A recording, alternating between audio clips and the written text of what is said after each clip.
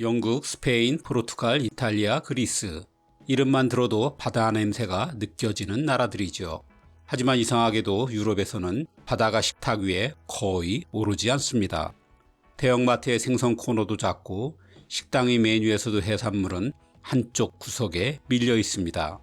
회를 먹지 않으면 물론이고 생선 요리조차 몇 가지의 단조로운 방식으로만 조리됩니다. 지역마다 수백 가지인 고기 요리에 비해 참 빈약하기 짝이 없죠. 하지만 아시아의 동쪽 끝으로 가보면 이야기가 완전히 다릅니다. 한국, 일본, 중국의 도시에서는 생선이 일상입니다. 날로 먹거나 말리거나 발효시키거나 국물로 끓여내기도 합니다. 심지어 해초까지 요리의 재료가 되죠. 같은 바다를 두고도 식탁은 이렇게 다릅니다. 그래서 이 영상의 질문은 이것입니다. 유럽인은 왜 생선을 즐기지 않을까? 유럽의 밥상에서 생선을 찾기란 생각보다 어렵습니다. 유럽연합의 공식 수산물 통계기관인 유무파의 자료에 따르면 단 5개 어종이 전체 어패류 소비량의 약 44%를 차지합니다. 참치가 13%, 연어가 11%, 새우, 대구, 알래스카 폴락이 각 7%씩입니다. 그 외 청어, 정어리, 오징어, 홍합, 도미 정도가 추가되지만 전체 비중은 미미합니다. 바다의 다양성에 비하면 놀라울 정도로 단순하죠. 우리가 즐기는 김이나 미역, 다시마 같은 해초류도 잘 먹지 않습니다. 유럽의 바다에서 거의 자라지도 않고 바다 냄새가 심하다는 이유로 외면받고 있죠. 그래서 유럽에서 해초는 오랫동안 식재료가 아닌 비료나 사료, 약재로만 사용되었습니다.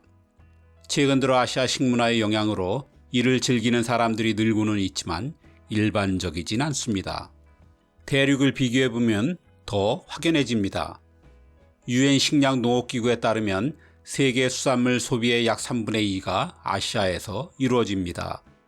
인구 비중을 감안하더라도 이 지역의 해산물 소비 규모가 압도적이라는 뜻이지요. 이 중 한중일 세 나라가 소비의 절반 가까이를 차지합니다.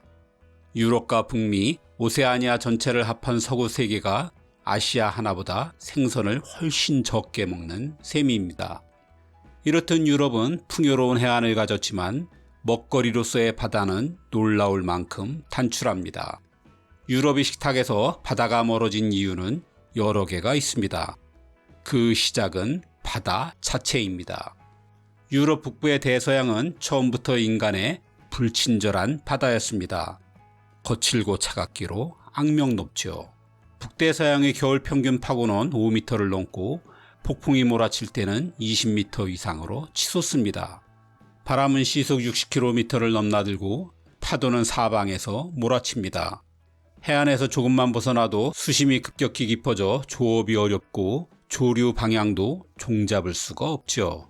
이 냉혹한 바닷속에는 대구, 청어, 볼락 같은 냉수성 어종이 주로 삽니다. 종류는 많지 않지만 개체수는 엄청나죠. 그래서 유럽은 전통적으로 몇 가지 어종을 대량으로 포획하는 산업형 어업이 발달했습니다. 물론 이건 증기선과 냉장 기술이 등장한 산업혁명 이후의 일이죠. 그 전에 유럽은 이 거친 바다를 헤치고 물고기를 잡으러 갈 방법이 없었습니다. 중세의 유럽 어선은 노아 도체에 의존하는 목선이었습니다. 당시 배로선 이 높은 파도를 견뎌낼 수 없었죠. 아이슬란드나 노르웨이 근해에서는 마을 전체의 어부가 돌아오지 못하는 일이 흔했습니다. 북대서양은 어부의 바다가 아니라 죽음의 바다였습니다. 물론 이렇게 말할 수도 있습니다. 바이킹은 대서양을 건너지 않았느냐. 실제로 그들의 롱십은 9세기부터 대서양을 넘었습니다. 하지만 그건 전투용이거나 약탈용이었습니다. 물고기를 싣고 보관할 공간이 필요한 어선과는 전혀 다른 배죠. 이런 환경은 유럽의 식문화를 바꾸었습니다. 해산물은 생명을 걸거나 운이 따라야 얻는 자원이었습니다. 바다는 위험했고 육지는 안전했습니다. 그래서 유럽인에게 목축업은 훨씬 합리적인 선택이었습니다. 북대서양에 대한 두려움, 이것이 유럽인들이 생선을 멀리하게 된 첫 번째 이유였습니다. 두 번째 이유는 북대서양과는 정반대의 바다입니다. 유럽 남쪽의 바다는 거칠지 않고 따뜻하며 잔잔한 지중해입니다. 그러나 그 평온한 표면 아래는 생명이 자라기 힘든 환경이 숨어 있습니다. 지중해는 본질적으로 닫힌 바다입니다. 대서양과 연결된 입구가 지브롤터 해협 하나뿐이죠. 폭이 불과 14km 남짓한 좁은 통로를 통해 바닷물이 드나들기 때문에 해류 순환이 매우 느립니다. 물이 섞이지 않으면 산소와 영양분이 바다 전체로 퍼지지 않습니다.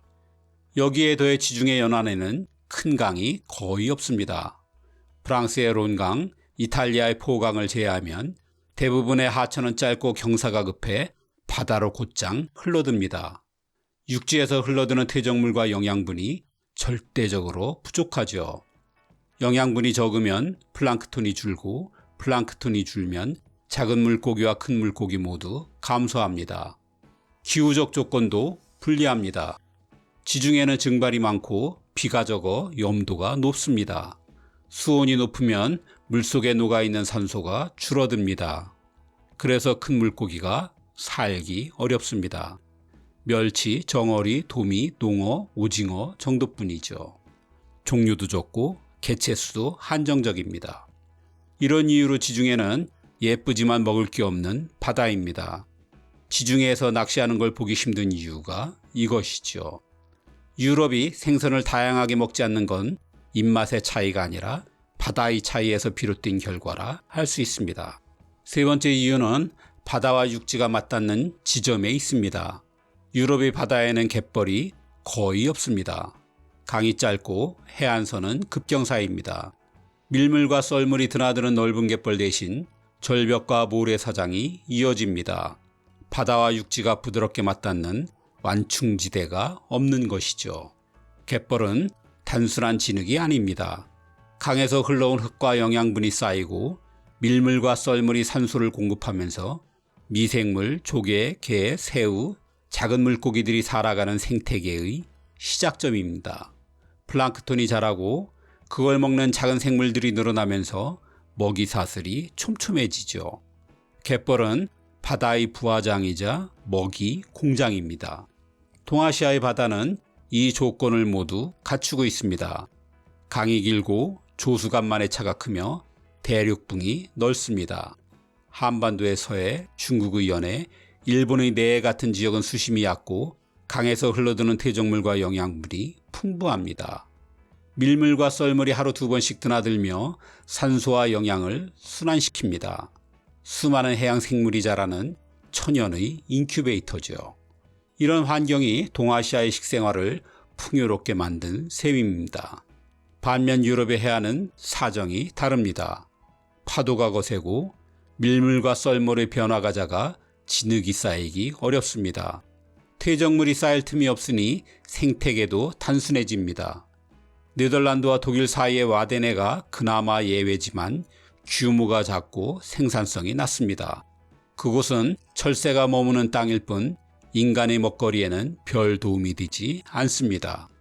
이렇게 갯벌의 유무가 해산물의 다양성을 갈랐습니다.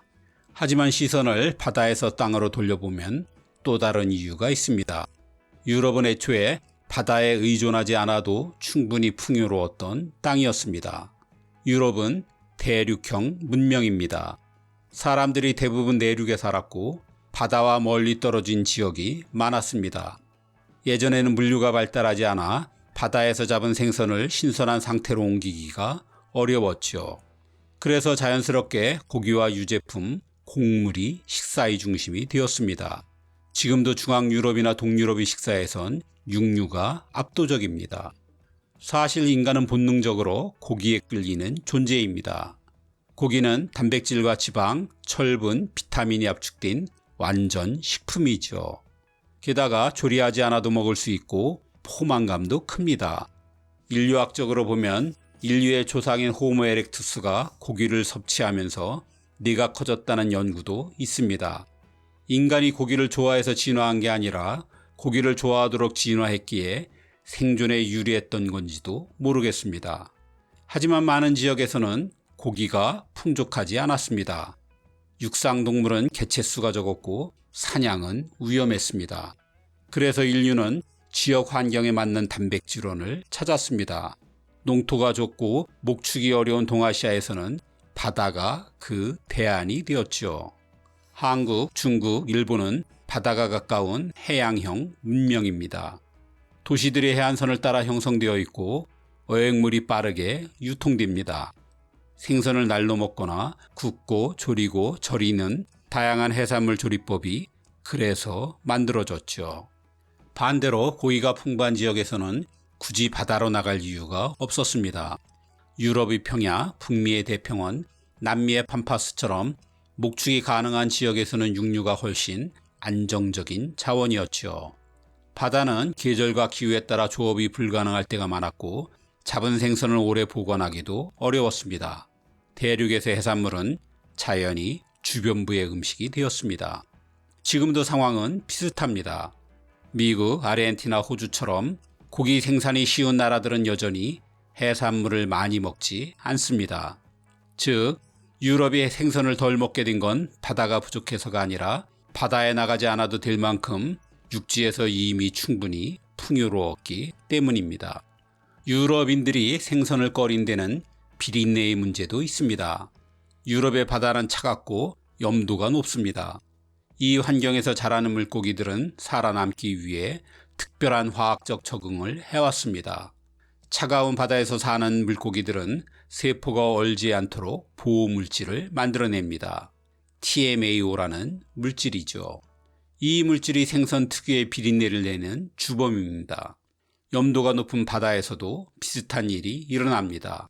바닷물이 짜면 물고기는 몸속 수분을 잃지 않기 위해 더 많은 삼투 조절 물질을 만들어야 합니다. 역시 TMAO가 그 역할을 하죠. 그래서 염도가 높은 북대서양과 지중해의 생선은 대체로 비린향이 강합니다. 반대로 따뜻한 바다에서 사는 생선은 이런 보호물질을 거의 만들지 않습니다. 얼 염려가 없고 바닷물도 덜 짜기 때문이죠. 그래서 따뜻한 바다에서 잡힌 생선은 냄새가 훨씬 약합니다.